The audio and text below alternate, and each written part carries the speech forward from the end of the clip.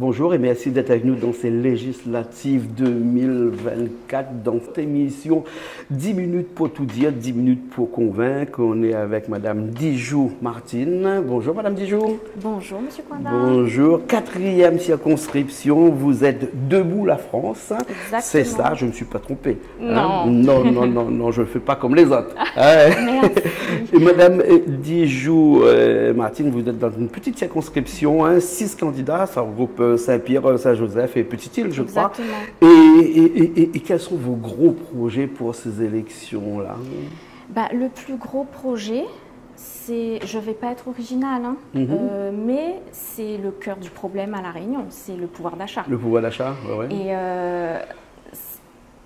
sur notre programme national, notre profession de foi, il y a la possibilité de baisser les charges salariales. Et automatiquement, ça va augmenter de 8% les salaires et ça fera un 13e ou un 14e mois pour ceux qui ont déjà un 13e mois. Les charges patronales ou salariales? Pour l'instant, salariales, parce qu'après, il faut aussi savoir... Ça ne va pas mettre encore un trou dans la caisse de la sécurité sociale qui est déjà béante, non? Il y a un trou à cause des fraudes sociales et des fraudes à la carte vitale. Donc cet argent-là, on peut le récupérer ici. D'accord, voilà. D'accord. Et donc augmenter le pouvoir d'achat, augmenter le salaire des employés, des personnes qui travaillent, augmenter le SMIC, donc forcément, mais est-ce que vous croyez à ce SMIC à 1 600 € que prend un petit peu tout le monde actuellement? Je crois que c'est un peu de utopique. La démagogie, parce que augmenter le SMIC sans baisser les charges salariales ou les charges patronales, et où d'ailleurs, ça va faire augmenter encore l'inflation, puisque le sandwich, il va s'envoler, le prix de notre pain bouchon, il ne sera plus à 8 ou 10 €, il sera à 15 €, quoi. Mais après, moi, on a une mesure qui tient moi vraiment à cœur, c'est vraiment baisser, même pas baisser, pardon, c'est supprimer la TVA sur des denrées vitales, ce que j'appelle vitales. De première nécessité? De l'eau. Oui. On a besoin d'eau pour vivre. Oui. On a besoin de fruits, légumes, vitamines pour vivre. On a besoin de riz, grains, tout ce qui est tomates, oignons, ail. Tout ça, c'est pour vivre, c'est pas pour se faire plaisir comme une petite glace.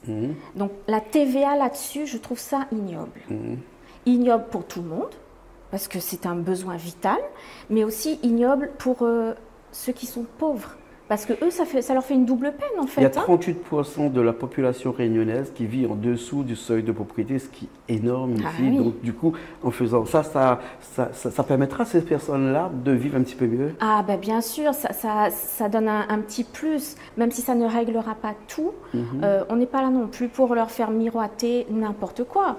Moi-même, je suis candidate citoyenne, j'aime bien le dire. Je ne suis pas énarque, j'ai pas fait Sciences Po et tout. Je suis juste une citoyenne qui vit, certes, je l'accorde un peu mieux que certains qui sont aux minima sociaux ou qui ont de très très petites retraites, comme les agriculteurs qui ont travaillé toute leur vie et qui n'ont que 200 € par mois. Mais je subis aussi à un degré, donc je vis ce qu'ils vivent. Et c'est pour ça que j'essaie de proposer des mesures qui sont viables, qui sont possibles. On sait où trouver l'argent. Le pouvoir d'achat passe aussi par le logement, parce qu'il faut savoir qu'à La Réunion, il y a à peu près 40 000 dossiers en attente de logement. Il n'y a pas assez de logement, bien entendu. Et aussi, quand on parle de logement, on parle toujours du logement social. Mais il y a aussi des gens qui ont envie d'acheter une maison et qui n'ont pas assez le pouvoir d'achat pour pouvoir acheter une maison, donc il restera toujours ce Français moyen et qui sera condamné à vivre dans des loyers. Là aussi, vous envisagez des mesures pour ces personnes-là aussi? Alors, déjà, il y a quelque chose qui me choque, parce que je l'ai vécu moi-même. Je cherchais une maison pour ma maman et on ne trouvait pas. Depuis quelques années, même dans le privé, c'est très dur de trouver de quoi se loger. Et en fait, on se rend compte qu'il y a des logements qui sont vacants. Mais on se demande pourquoi? Mais pourquoi est-ce qu'ils sont vacants? Et en fait, à force de fouiner, de poser des questions, on se rend compte que ça appartient à un gros propriétaire. Je ne donnerai pas de nom, je ne suis pas là pour non plus... voilà, on va faire la parenthèse. Et il loue pas. Il loue pas. Je pense que c'est pour défiscaliser ou pour une autre raison. Mais j'ai habité dans un logement qui était vacant, à côté d'un logement qui était vacant pendant plusieurs années. Obliger le gouvernement à faire en sorte que si on a une maison de vacances, un deuxième logement, l'obligation de louer cette maison-là lorsqu'on ne vient pas, Bah, si même c'est sur du en long- saisonnier. C'est le grand problème de Paris. Quand on sait qu'à Paris, sur 10 maisons, appartements, il y en a 7 qui sont vacants toute l'année.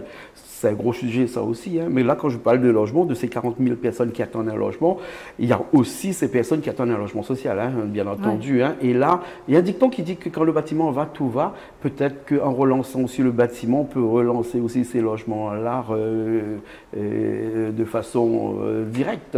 Moi, je ne suis pas tellement pour relancer la construction parce que le foncier aussi nous manque. Et, Construire en vertical. Par en exemple. vertical. Mais après, au niveau du paysage, au niveau de notre île, elle est tellement belle. Oui. Ça Mais il faut serait bien dommage. loger ces 40 000 personnes qui attendent ici à La Réunion. Je crois là, qu'il faut bien aller sûr. chercher les logements là où ils sont déjà. Mhm. Ah, il ne faut pas aller construire à outrance. Il faut vraiment faire un recensement de tout ce qui existe dans le réseau social et dans le réseau privé. D'accord. Voilà. Moi, ça, c'est ma vision à moi.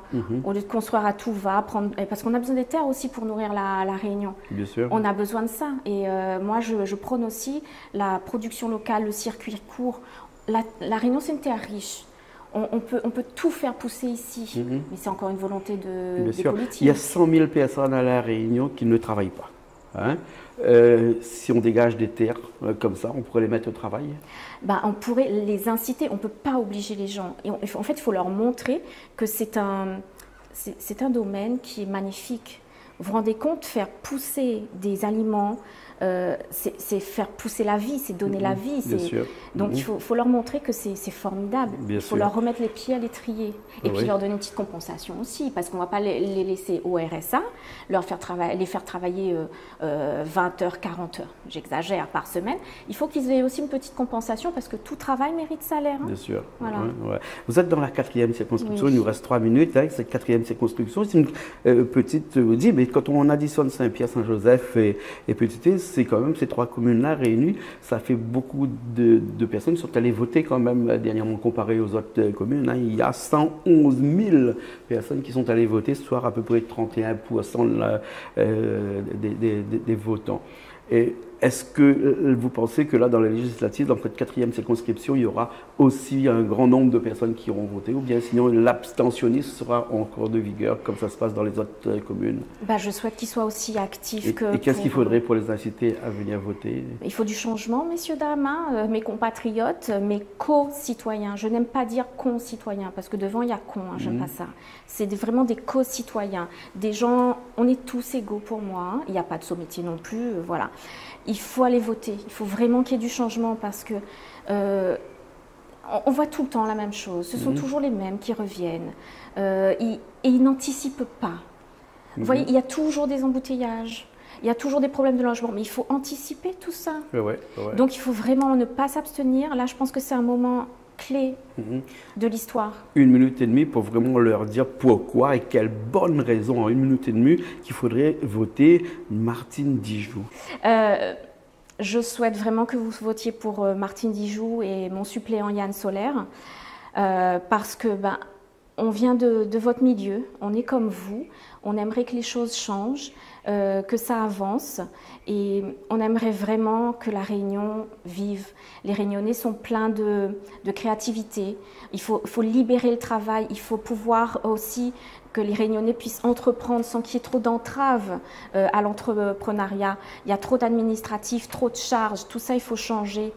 Et puis, je vais me répéter, mais ça me tient tellement à cœur, c'est que je m'engage réellement, et M. Dupont-Aignan qui nous a investis, il sera totalement avec nous, parce que c'est quelqu'un qui aime la France et qui aime les régions dans cette diversité, donc la Réunion. Quand je lui proposerai, parce que là c'est vrai on est chacun sur notre campagne, quand je lui proposerai que je souhaiterais supprimer la TVA pour les denrées vitales, pour que les gens mangent mieux, parce qu'il y en a qui préféraient acheter un coca plutôt que d'acheter une bouteille d'eau, et ce qui n'est pas normal, c'est pas le coca qui fait vivre, c'est l'eau. Donc vraiment je m'engagerai avec l'équipe qui nous suit, de supprimer la TVA sur les denrées. D'accord. Merci vital. beaucoup, merci beaucoup. Quatrième circonscription, 6 candidats au total, vous êtes. Dijoux, Martine, Debout la France. Et je peux rajouter un petit mot? Oui. Je regrette vraiment de ne pas être sur le terrain, sur les marchés et tout, parce qu'on était tellement pris par le temps. Les imprimeurs, je les félicite d'ailleurs parce qu'ils font un travail énorme. Ils n'arrivent pas à suivre malheureusement. Et moi, j'adore les marchés. Je suis tout le temps sur les marchés. Je suis sur le marché de ma ville tout le temps. Tout le monde peut l'attester. Ce n'est pas de la démagogie. Je ne dis pas ça pour la campagne. Moi, j'aime bien les marchés. J'adore ça. Je suis tout le temps là. Merci beaucoup. Martine Dijoux. Merci.